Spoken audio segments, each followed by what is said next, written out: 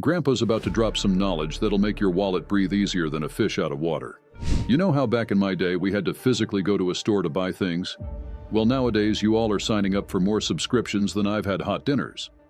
It's like you're collecting them like those fancy fidget spinners you were all obsessed with a while back.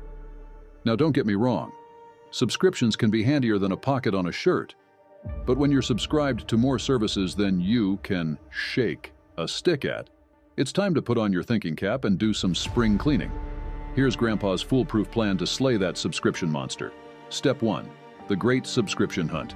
Time to go on a subscription safari. Check your email, your bank statements, and that fancy smartphone of yours. List every subscription you've got, from Netflix to that organic soap of the month club you signed up for at 2 a.m. If you're feeling extra fancy, use online tools to help you track them down. Step 2. The Do I Really Need This test. Look at each subscription and ask yourself, do I use this more often than Grandpa uses his flip phone? If the answer's no, it's time to give it the old heave-ho. Step 3. The Cancellation Crusade. Now here's where it gets tricky. Canceling these subscriptions might be harder than getting a cat into a bathtub. But don't you worry, Grandpa's got some tricks up his sleeve. For you iPhone users, go to Settings, tap your name, then hit Subscriptions. It's easier than finding the TV remote in your couch cushions.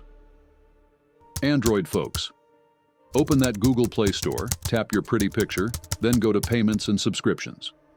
For everything else, you might need to visit the website or app, find your account settings, and look for that cancellation button. If all else fails, give their customer support a ring. Be persistent. Step 4. Set reminders. Got any free trials or discounted subscriptions? Set a reminder on your calendar a few days before they expire. It's like setting an alarm for your wallet. Step 5. Get that confirmation. After you cancel, watch for a confirmation email like a hawk.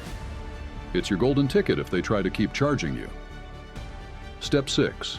When all else fails. If a company's being stubborner than a mule about canceling, call your bank and ask them to block the charges. It's like putting up a no soliciting sign, but for your bank account. Now, here's the kicker. Take all that money you've saved and put it straight into savings or investments. It's like planting a money tree, except this one actually grows. Remember, kids, every dollar you save on unused subscriptions is a dollar that can work for you instead of those big subscription companies. It's like compound interest, but instead of interest, it's all the episodes of Stranger Things you're not watching. So there you have it, folks. Grandpa's guide to slaying the subscription monster. It's simpler than setting the clock on a VCR and way more rewarding. Oh, and remember, a penny saved is a penny earned, but a subscription canceled is like finding a 20 in your jeans. And who doesn't love that?